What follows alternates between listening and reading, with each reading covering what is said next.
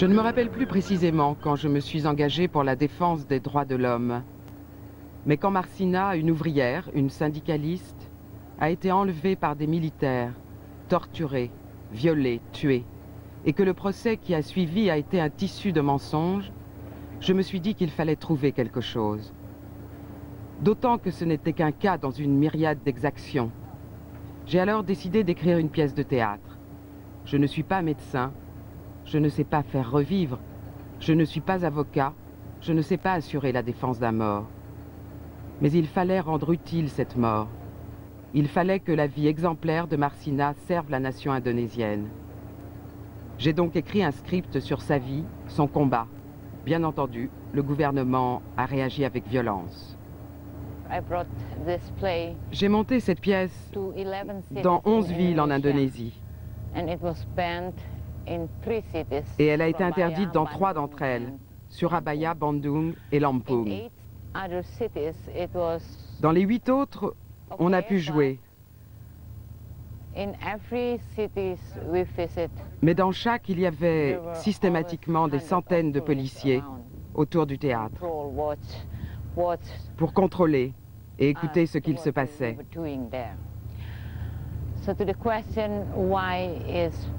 Pourquoi cette pièce est-elle interdite? C'est en fait parce que la pire chose que Suharto ait faite, c'est de tout mettre en œuvre pour que l'ensemble des citoyens et la société tout entière soient réduits au silence.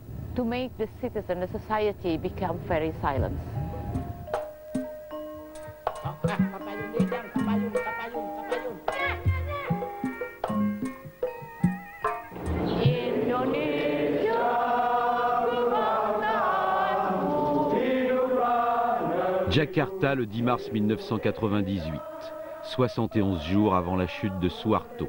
Des militants des droits de l'homme entonnent l'hymne national.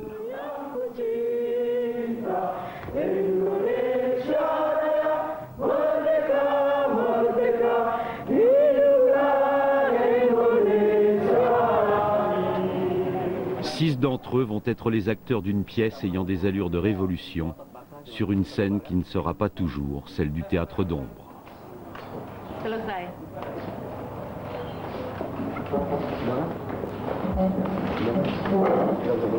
ya. Selamat siang. Selamat siang.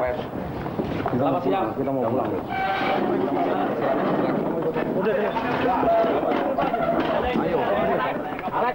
Saya ingin surat perintah walaupun Anda Kapolres. Surat perintah.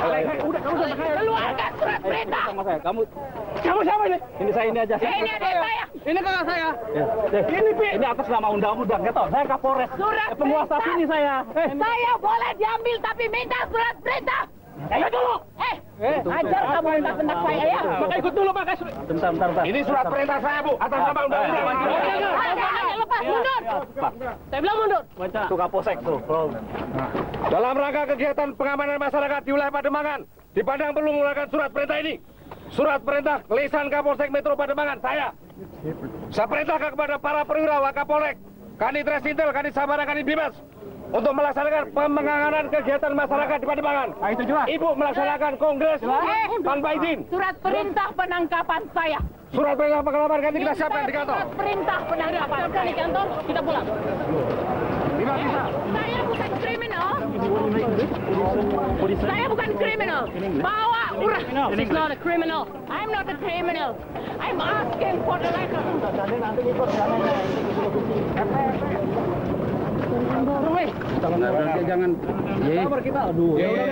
Ginggi Nanjar, journaliste. Ratna Sarumpait, auteur dramatique et actrice. Sa fille Fatoum, cadre d'une compagnie pétrolière. Joël Taher, régisseur de théâtre. Adi Hermawan, journaliste.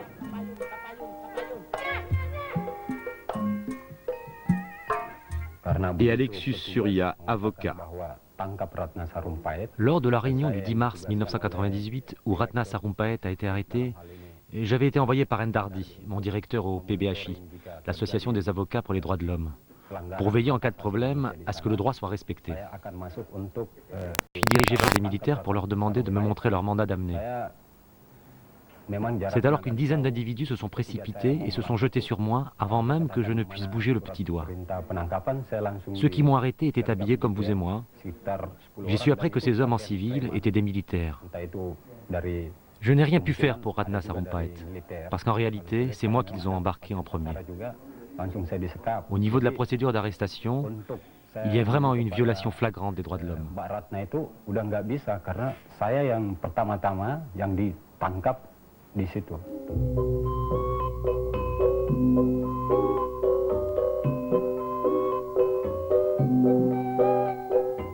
En ce 10 mars 1998, le plus connu des militaires indonésiens habillés en civil n'est guère troublé par les arrestations et les atteintes aux droits.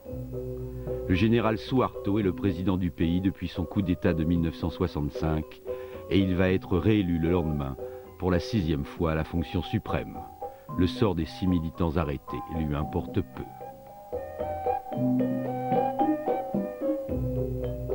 Car dans le théâtre d'ombre de la politique indonésienne, Suharto manipule à sa guise.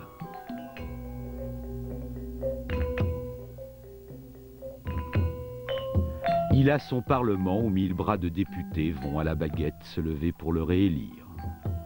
Il a son armée, vraie détentrice du pouvoir. Elle liquide, kidnappe, emprisonne et n'a de compte à rendre qu'à lui-même. Il a sa justice qui se laisse docilement dicter ses verdicts. Il a sa presse qui tresse ses louanges sans droit à la moindre critique. Il a aussi ses opposants, mais il peuple ses prisons.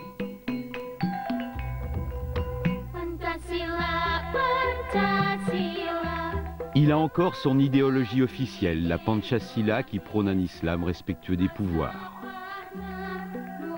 Il a enfin ses affaires qui se confondent avec celles de l'État. Les richesses du pays sont pour l'essentiel sa propriété et celle de son entourage. Quelques proches, dont son vieil ami Yusuf Habibi et ses 6 enfants.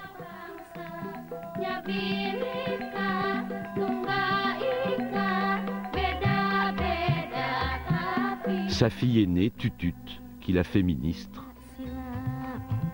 Ses fils Bambang et Tommy, dandys propriétaires de dizaines de sociétés.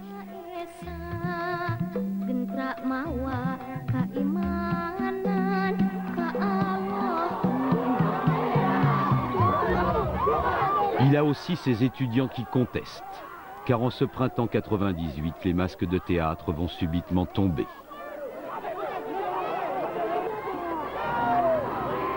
Une sérieuse crise économique voit grandes banques et entreprises s'effondrer. Les tares du système, népotisme et corruption deviennent soudain évidentes. Le 13 mai, alors que Suharto participe à un sommet en Égypte, les universités sont en effervescence. Les étudiants ne font pas une révolution, mot tabou depuis 33 ans, mais ils exigent pacifiquement la réformatie, la réforme.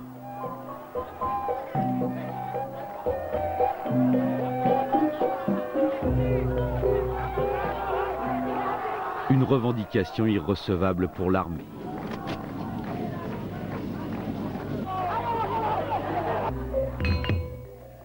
À l'université Trisakti, 6 étudiants tombent sous les balles.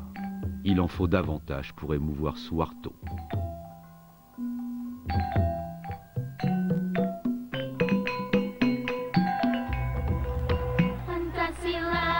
Car il a aussi ses émeutiers et ses boucs émissaires. Un scénario maintes fois répété dans le passé. Une crise survient, des camions surgissent de nulle part, des casseurs en descendent pour s'attaquer aux commerçants chinois, éternels responsables de tous les maux. Il est vrai que beaucoup de Chinois sont riches. Il est vrai que dans ce pays musulman, les Chinois sont bouddhistes ou chrétiens. Les incendies et pillages des 14 et 15 mai ont fait plus de 500 morts.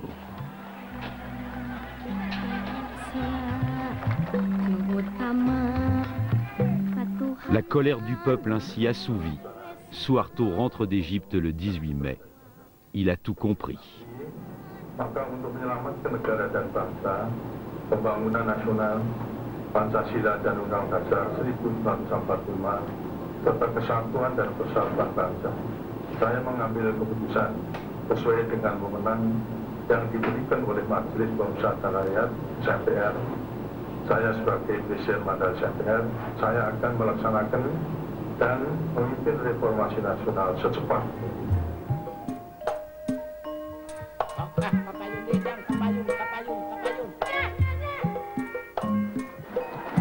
La réponse des étudiants le 19 mai est cinglante. Par milliers, ils investissent le Parlement. Le scénario de Suharto, s'approprier les réformes, n'a pas marché. Les bérets verts, troupe de choc de Prabowo, le gendre du dictateur, n'osent rien de plus que le filtrage. Pas question pour l'Indonésien moyen d'entrer. Seuls les étudiants et la presse qui affluent du monde entier y sont autorisés.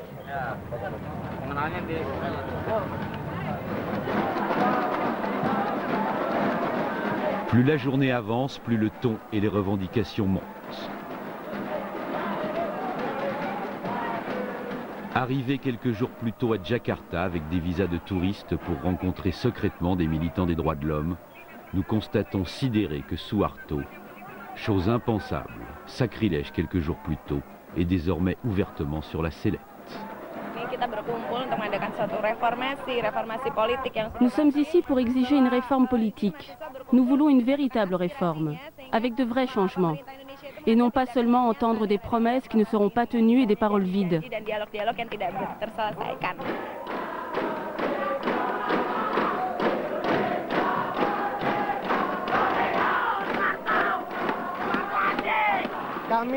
Nous sommes ici pour exiger du Parlement qu'il ouvre une session extraordinaire qui forcera le président Suharto à partir. Nous sommes décidés à occuper le Parlement jusqu'à ce qu'il se retire. Ce qui s'est passé dépasse la raison. Je suis peiné pour les familles des victimes. En tant qu'étudiant de la marine, je trouve révoltant que ce soit des forces de l'ordre qui aient tiré sur des étudiants désarmés. Et si la répression reprenait, pour 6 morts, nous serions 6000 à ressurgir. Nous, étudiants chrétiens d'Indonésie, exigeons l'ouverture d'une enquête officielle dans une totale transparence sur les nombreux cas de disparition non résolus et sur l'assassinat des étudiants de l'université Trisakti. Nous porterons plainte contre ces criminels et exigeons qu'ils soient jugés et punis selon la loi en vigueur.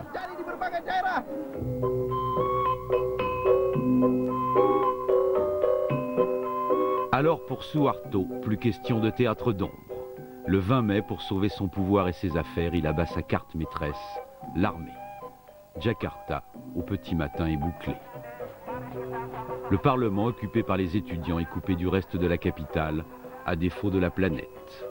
Les télévisions du monde entier s'apprêtent à couvrir l'épreuve de force. Jakarta, se demande-t-on, sera-t-elle un nouveau Tiananmen? Le même jour, à l'autre bout d'une ville aux rues désertes, s'ouvre un procès bien différent de celui demandé par les étudiants. Après 2 mois et 10 jours de prison, les 6 militants des droits de l'homme sont traînés devant la cour, avec pour témoigner la confusion du moment aidant notre seule caméra, introduite sans la moindre autorisation.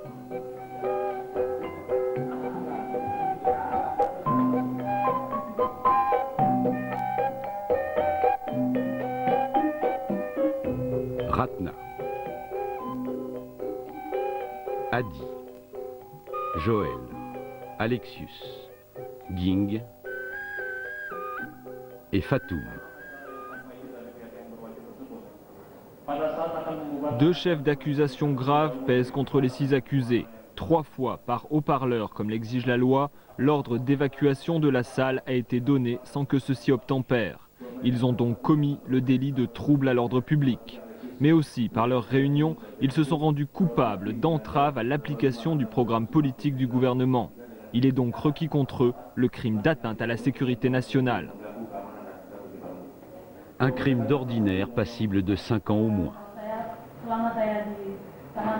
J'ai eu le temps de réfléchir pendant mon incarcération. Et je me demande bien, au nom de quoi, le fait qu'une fille s'interpose pour protéger sa mère est considéré dans ce pays comme un crime. Merci. Votre honneur, la défense souhaiterait, comme elle en a le droit, faire quelques remarques préalables. Nous nous étonnons que le dossier d'accusation n'ait été communiqué ni aux accusés, ni à leurs avocats. Dans ces conditions, il nous est impossible de faire notre travail. De plus, Sans aucun document, nous ne pouvons nous assurer de la fiabilité des témoins. Des témoins tous à charge et tous militaires ou policiers, en uniforme ou en civil. Un cours habituel de la justice où tout, toujours, jusqu'au verdict, est écrit d'avance. Un cours habituel jusqu'à ce que Ratna prenne la parole. Nous sommes peu nombreux dans ce pays à avoir parlé de la réforme. Je fais partie de cela. Je sais pourquoi on m'a arrêté. Justement parce que j'en parlais, haut et fort. Alors je vous demande de faire un effort de mémoire sur la réalité des faits qui se sont écoulés ces dernières semaines. Les idées que j'ai préconisées, c'est aujourd'hui ce que l'ensemble de la population réclame. Ceci est une réalité que vous ne pouvez nier. Alors je vous pose la question à vous, juges. Ne sont-ce pas toutes les couches de la population, mais aussi tous les membres du gouvernement, mais aussi les responsables de l'armée, mais aussi le président Suharto lui-même, qui désormais préconise la réforme et vont dans son sens? Est-il alors juste que moi, qui suis à l'origine de ces idées, soit puni pour les avoir exprimées? J'espère, juge, que vous saurez rester indépendant des pressions et déciderez de prendre en compte la vérité. Vive la réforme!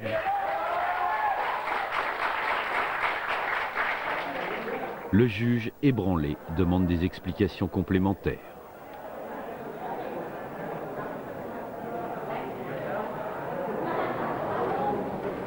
Le verdict est d'ordinaire bref et sans surprise. La seule inconnue est généralement le nombre d'années de prison. Cette fois, il sera long, alambiqué et révélateur de l'embarras des juges.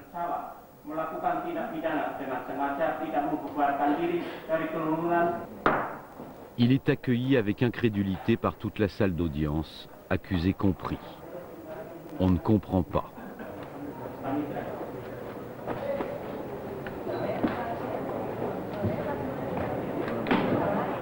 Et puis si, ils sont libres, condamnés mais libres, condamnés pour trouble à l'ordre public à 2 mois et 10 jours, le temps déjà effectué. Quant à l'atteinte à la sécurité nationale, elle est rejetée. Les 6 réalisent sans trop encore y croire qu'ils sont libres et qu'avec ce verdict, c'est 33 ans du système Suharto qui sont remis en cause. Quelques heures plus tard, levée d'écrou à la prison.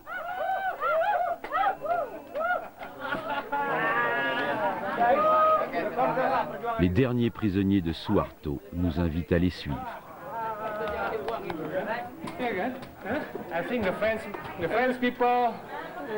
Je crois que les Français sont avec nous. Jing et ses amis sont accueillis comme des héros au siège de PBHI, l'association d'avocats d'Alexius, l'une des 4 ou 5 organisations de défense des droits de l'homme qui soit tolérée. Ce qui n'empêche pas tous ceux qui sont là, avocat est un métier dangereux en Indonésie, d'avoir déjà goûté à la prison.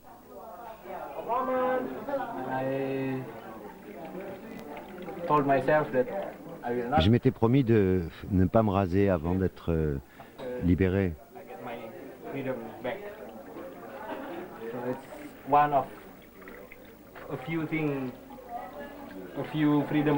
La barbe, c'est une des rares libertés qu'on nous laisse en prison. Bien sûr, si vous avez les cheveux longs, les gardes vous forcent à les couper. Mais ils ne nous obligent pas à nous raser.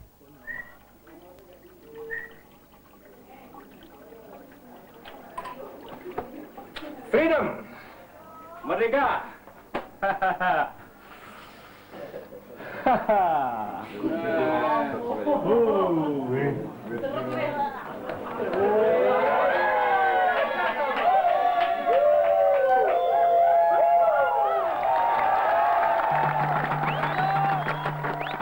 Le lendemain, au Parlement.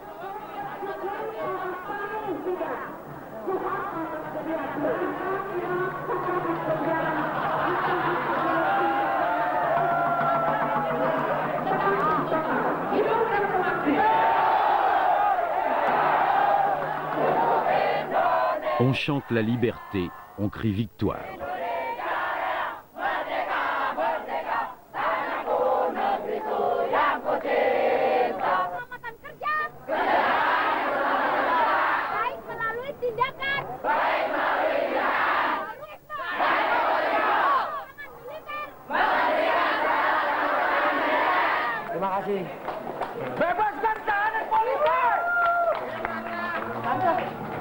Car au même moment, Suharto cède. Il annonce son retrait immédiat et remet le pouvoir au fragile Habibie. Le nouvel homme fort, c'est le général Wiranto, chef d'état-major, qui donne sa bénédiction à l'ultime scénario du roi déchu. Suharto part, mais ses hommes restent, dans l'espoir de continuer la même pièce.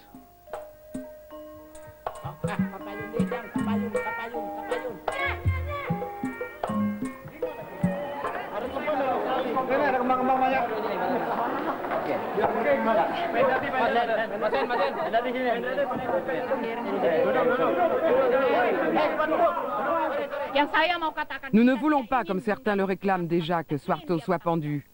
Ce que nous voulons, c'est qu'il rende sa richesse au pays. Qui a dit que ce pays était pauvre? Pourquoi sommes-nous endettés depuis 30 ans? Parce qu'on a volé nos richesses. Où sont partis les fruits de notre travail dans les forêts, dans les mines? Suharto et son clan doivent en répondre, devant le Parlement ou une cour de justice, peu importe. Il faut imposer la démocratie et les droits de l'homme comme fondement de la réforme. Il ne peut y avoir de réforme sans démocratie. Et la mesure immédiate que doit prendre le gouvernement pour montrer qu'il est réellement du côté de la réforme, c'est de libérer sur le champ les prisonniers politiques.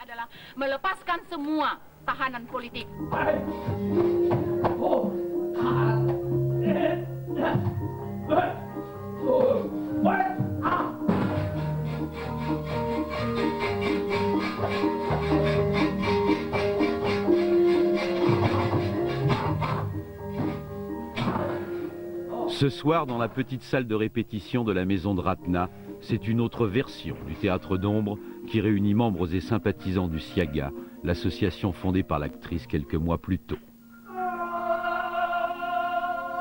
La création du SIAGA, ou comité de vigilance, répondait à l'interdiction de sa pièce Marsina. Objectif, unir les organisations démocratiques et de défense des droits de l'homme pour répondre du tac au tac à ce type d'atteinte à la liberté. Une raison suffisante pour son emprisonnement et son procès, dont on célèbre ce soir l'issue. Je ne suis pas quelqu'un d'enclin au compromis.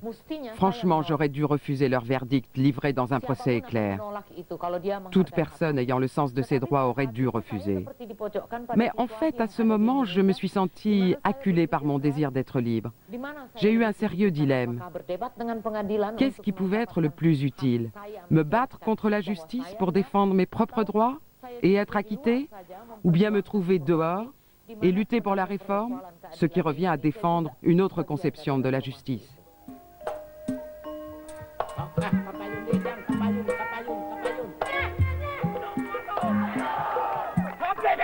Le 23 mai au Parlement, les slogans hostiles aux successeurs de Suharto seront bien impuissants. Pour Habibie et les militaires, l'ordre du jour, c'est le retour à l'ordre.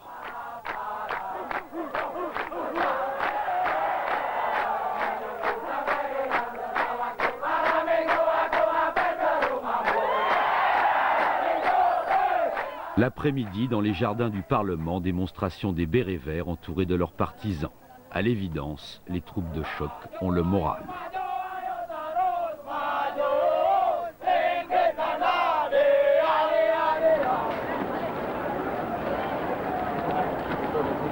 Et la tombée du jour respire l'angoisse.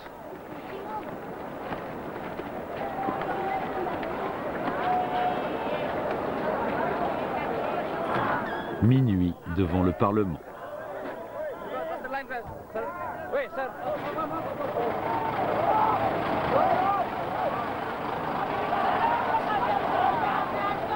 Les vrais débuts de Habibie et Wiranto.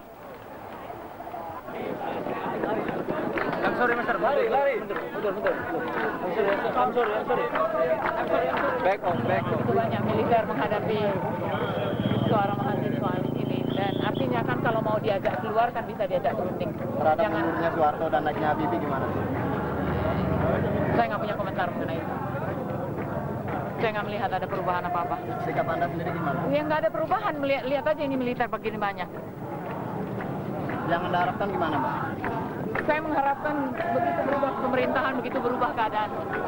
Tapi mungkin saya mimpi kalau saya mengharapkan hal seperti itu.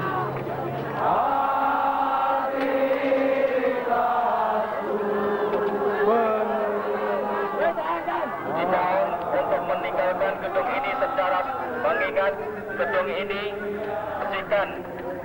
Yang selanjutnya akan digunakan oleh wakil-wakil rakyat untuk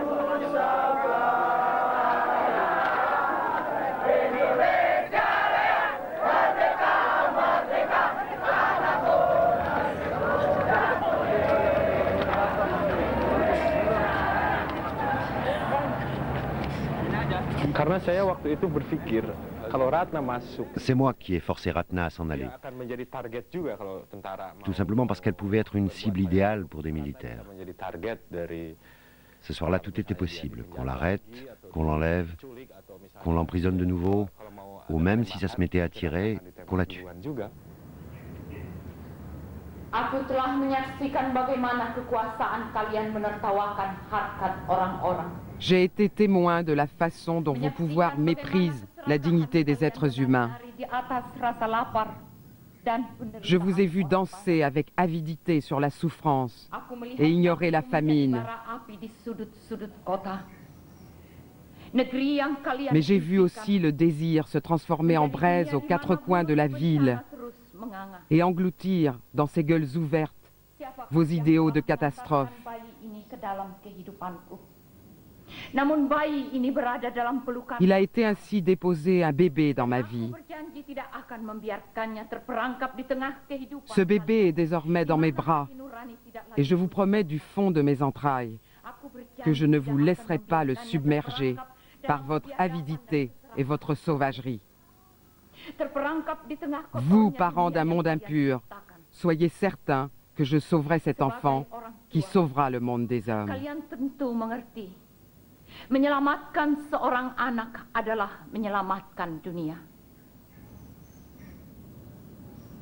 Pemerintahan Soeharto bekerja keras untuk membuat satu. Nous avons un gouvernement qui a tout fait pour se tailler une définition sur mesure des droits de l'homme. Paham partikularisme. Une définition qui colle à la doctrine de la Pancasila et à la personnalité de la nation. Sesuai dengan Pancasila, dengan kepribadian bangsa dan sebagainya. Bahwa hak asasi manusia. Des droits de l'homme indonésiens qui seraient, prétendent-ils, différents de ceux des Occidentaux. Kemudian berkembang pula di Asia, terutama di masyarakat Asia, di masyarakat Asia. Bien sûr, l'Indonésie n'est pas le seul pays à contester l'universalité des droits de l'homme. Singapura, Malaysia misalnya. En Asie, des pays à régime répressif comme la Birmanie, Singapour ou la Malaisie disent la même chose. Tetapi menurut saya semua orang Indonesia pun tahu persis. Mais à mon avis, les Indonésiens savent bien que ces idées ne servent en fait qu'un but. Et ce but, c'est justifier les méfaits du pouvoir. Je ne crois pas à la valeur de ce genre de théorie. Melanggar hak asasi manusia.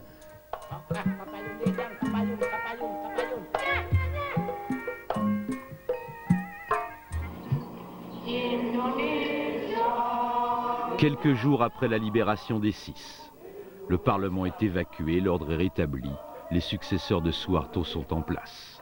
Mais les bourreaux courent toujours. Une bonne raison pour Ratna et ses amis de visionner pour la première fois la cassette de leur arrestation. Regarde, c'est lui. C'est celui qui nous a arrêtés. C'est le moment où il vient nous arrêter. Regarde, il essaie de cacher son visage à la caméra. Car pour ces militants des droits de l'homme, il s'agit désormais d'enquêter sur les exactions du régime et de les rendre publiques, d'identifier les responsables et de réclamer justice. Les membres du SIAGA s'organisent. Leur plan, s'appuyer sur la popularité accrue de Ratna pour être entendu en Indonésie comme à l'étranger. Les journalistes m'ont demandé ce que je pensais d'Habibie et si j'allais ou non me lancer dans la politique. Je leur ai répondu que non, que je ne suis pas une politicienne mais une artiste et que je le resterai.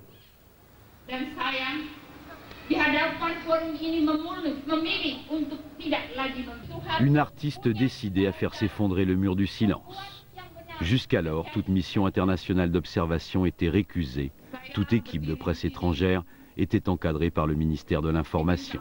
Ratna, Ging, Alexius et leurs amis vont donc nous demander d'être les témoins dans les jours et semaines à venir de leurs efforts collectifs ou individuels pour déterrer les affaires.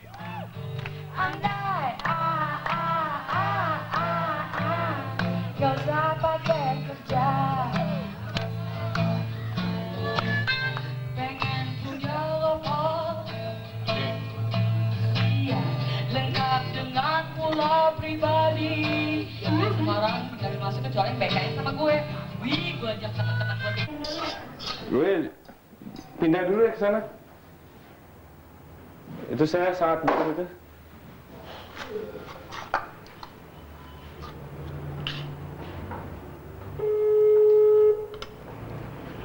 Yes. Le jour de son arrestation, Ging couvrait le meeting du Siaga pour le service en indonésien de la radio australienne SBS. À peine libéré, il reprend son travail de correspondant. Articles transmis depuis les locaux de l'Alliance des journalistes indépendants, dont plusieurs membres sont emprisonnés. Les journalistes sont quelques-uns parmi les milliers de détenus politiques croupissant dans les dizaines de prisons de l'archipel indonésien. Se sont rejoints là par couches successives tous ceux qui depuis 33 ans se sont exprimés contre la dictature. À la prison de Salemba, au cœur de Jakarta, se mêlent droit commun et politique. Un souvenir tout frais pour Ging.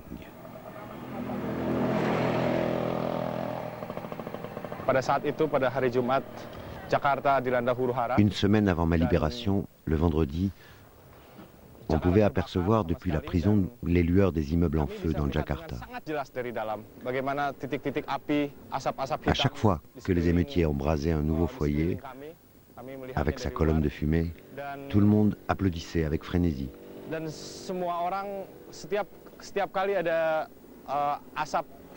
Tous les détenus hurlaient, ils criaient de joie. Et c'est comme ça qu'a germé chez certains l'idée d'une mutinerie. Ils se sont mis à stocker des pierres et à fabriquer des dizaines de cocktails Molotov rudimentaires.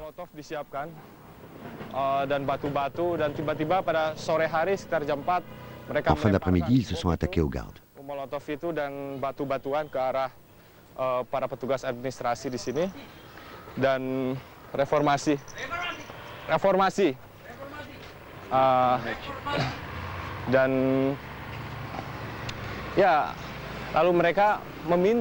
Ils se sont attaqués aux gardes et nous ont demandé, à nous les prisonniers politiques, de prendre la tête de leur mouvement. Ce que nous avons refusé, parce qu'accepter cela aurait été un suicide pour nous. C'est alors que les militaires ont investi la prison pour y rétablir l'ordre. Ils ont attrapé 13 mutins, ils les ont enfermés dans une cellule spéciale, et là ont commencé les tortures, des tortures à l'électricité.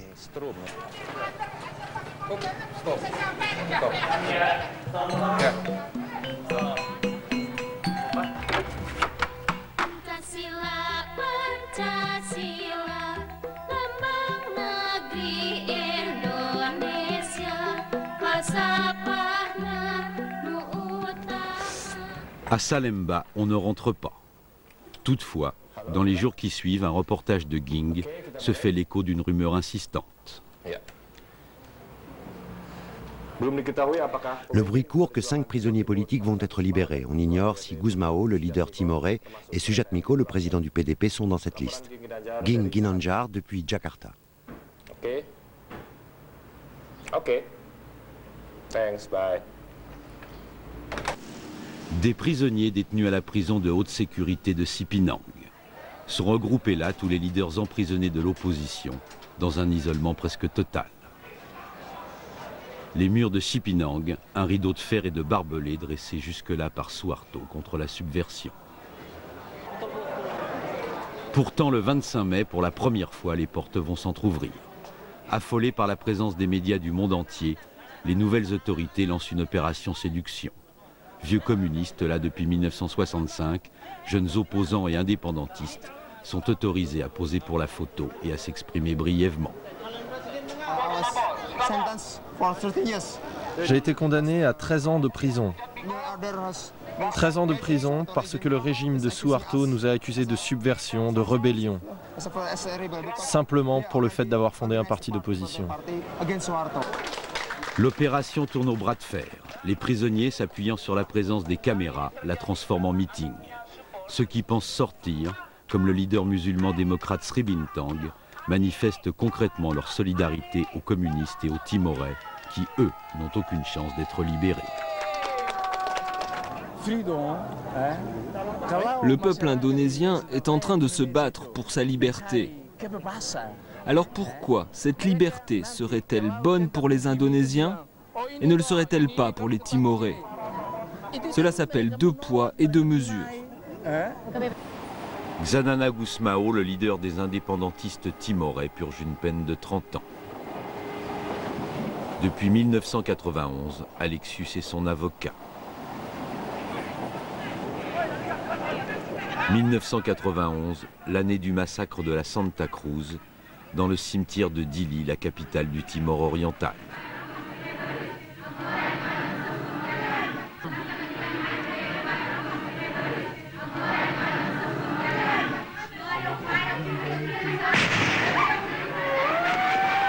300 morts environ sous les tirs des militaires indonésiens. 300 morts parmi les 200 000 victimes dénombrées depuis l'invasion en 1976 de cette ancienne colonie portugaise par les troupes de Suharto.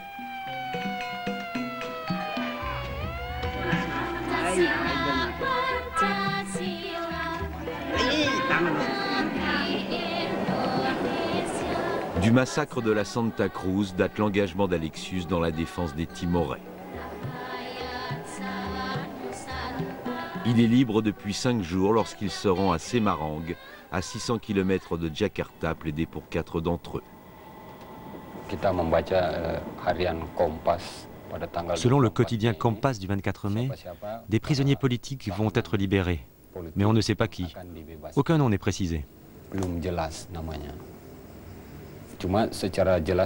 Par contre, l'article indique clairement que les communistes incarcérés depuis 1965, ainsi que les partisans de mouvements sécessionnistes comme José Xanana Gusmao, qui lui est cité, sont exclus des cas que le gouvernement devra examiner.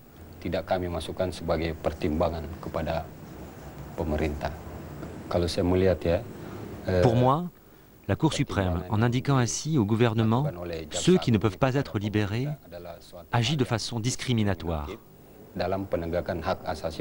Ceci est contraire au principe des droits de l'homme et même à l'article 27 de notre Constitution qui stipule l'égalité de tous devant la loi.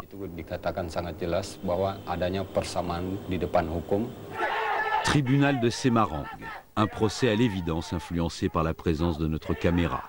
Les avocats ont informé l'entourage des accusés. Les Timorais ont préparé à la hâte des banderoles en anglais et investissent la salle du tribunal. Le juge est quelque peu désemparé. Il est formellement interdit de brandir des banderoles dans la salle du tribunal. Par contre, je ne peux pas vous empêcher de filmer le procès, car aucun texte de loi ne l'interdit.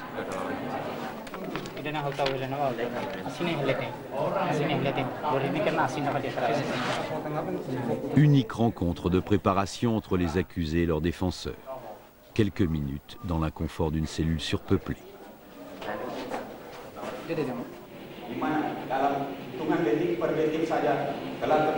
Qu'importe les plaidoiries. Face à notre caméra et dans l'incertitude des événements de Jakarta, tout verdict était impossible. Il est renvoyé à plus tard. Nous jugeons sur un point juridique simple, la détention de matières explosives. C'est une affaire ordinaire qui n'a rien de politique. N'importe qui pourrait être accusé pour cela, pas seulement des Timorais. C'est seulement le hasard qui veut que les accusés d'aujourd'hui soient des Timorais. Le juge dit n'importe quoi. Tout ce qui a trait à cette affaire a un lien direct avec notre cause. Cela n'a rien d'une affaire ordinaire. Nous défendons l'indépendance de Timor contre la mainmise du régime Suharto. Nous défendons notre sol contre leur invasion.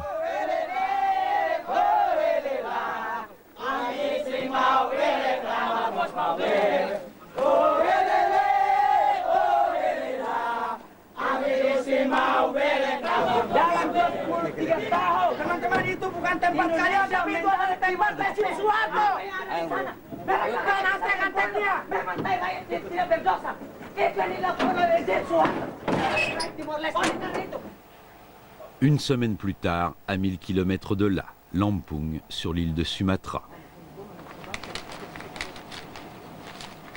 Ratna Sarumpait est revenue dans son île natale. Et cette fois, c'est elle qui va accuser.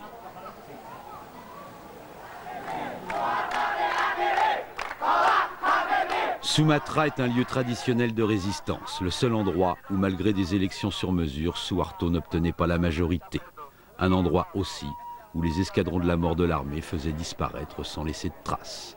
Un lieu où la pièce de Ratna n'avait guère de chance d'être tolérée par les autorités.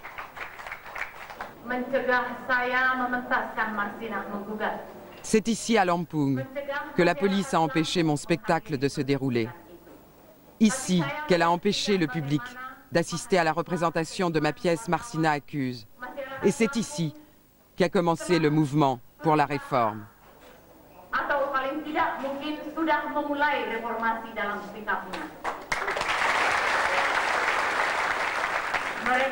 J'ai vu, ce jour de décembre dernier, comment les étudiants, les journalistes, les artistes, la population de Lampung étaient déjà à l'avant-garde du mouvement pour la réforme. L'armée bloquait totalement l'accès au centre culturel, mais les gens ont refusé la loi du silence.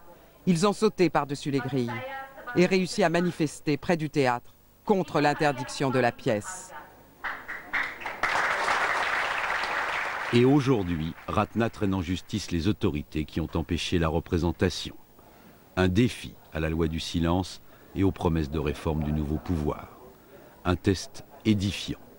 Les juges sont bien là, mais la partie adverse brille par son absence. Pas même un avocat pour représenter les autorités mises en cause. Ratna est seul, avec le juge, pour qui, dans ces conditions, aucun verdict ne peut être rendu.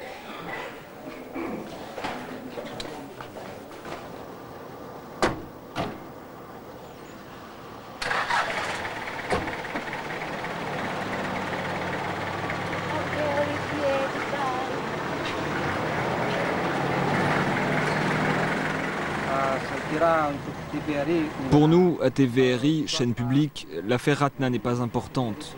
C'est sans doute une info nationale pour les chaînes privées. Mais nous, à TVRI, on doit faire ce qu'on nous dit. Pour lui, est-ce que son travail a changé depuis la chute de Suharto? Est-ce qu'il travaille? C'est plus facile de travailler? Mas dari wartawan setelah mundurnya Suharto, apakah dari segi kewartawanan gimana? Hah? No comment. No comment. Oke. Oke. Terima kasih Mas ya.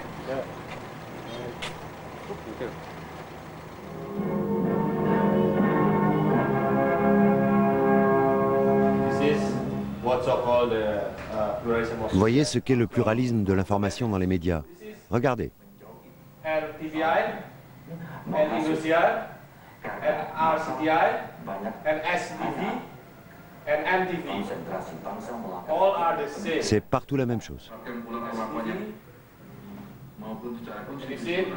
Vous voyez, c'est partout pareil. Il n'y a pas le moindre changement dans le pluralisme de l'information depuis la chute de Suharto. C'est loin des médias que se lève un coin du voile du silence.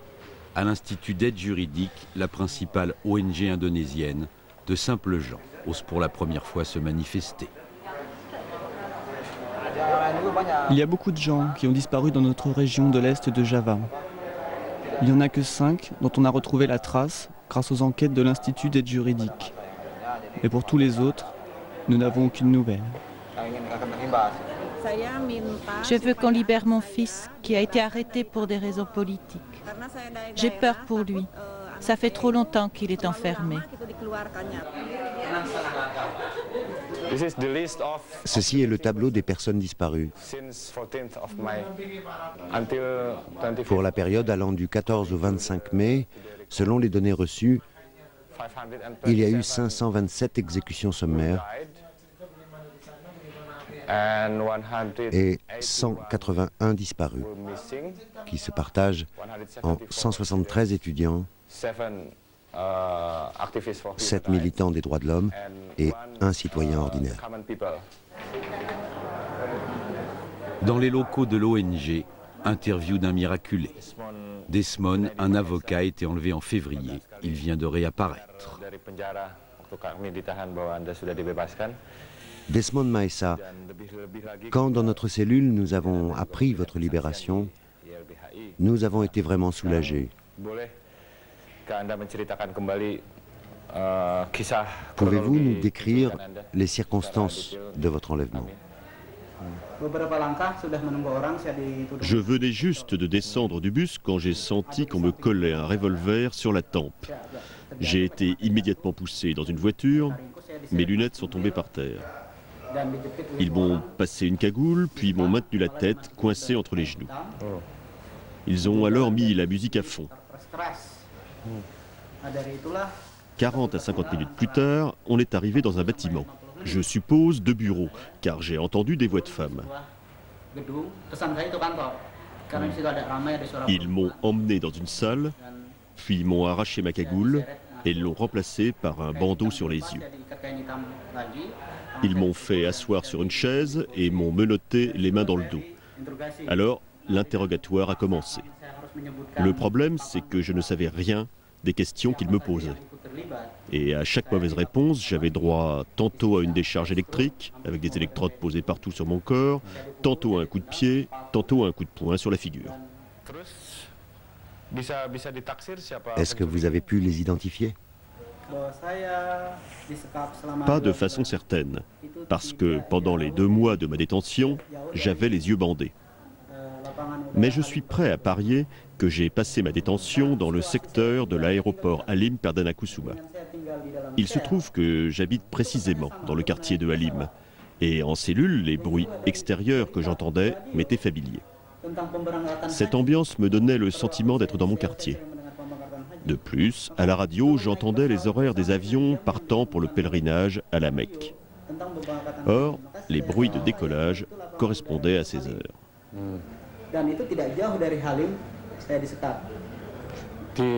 Vous avez une idée de l'endroit précis? Il y a plein de bureaux de l'armée et de casernes à Halim. Et c'est là que se trouve le quartier général des Bérets Verts de Prabowo.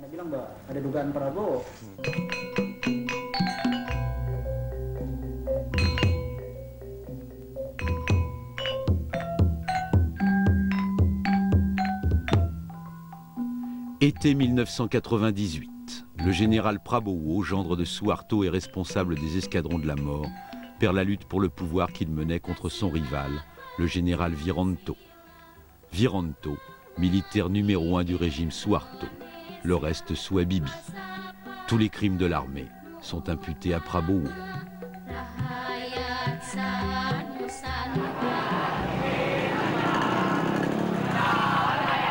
Baroud d'honneur des étudiants. Ils réinvestissent la rue pour occuper de nouveau le Parlement et obtenir la démission de Habibi. Une tentative sans lendemain. Les Bérets Verts veillent.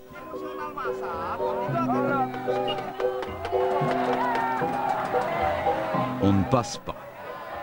Les médias du monde entier, eux, se consacrent à autre chose. Été 1998. Malgré une injection de 40 milliards de dollars du Fonds monétaire international dans l'économie indonésienne, le sort des plus démunis va en s'aggravant. Un reportage de Gingin Anjar se conclut à la décharge de Jakarta. Des milliers de laissés-pour-compte qui s'en nourrissent y ont caché pendant des mois des opposants politiques. On estime à 13 millions le nombre de sans-emploi.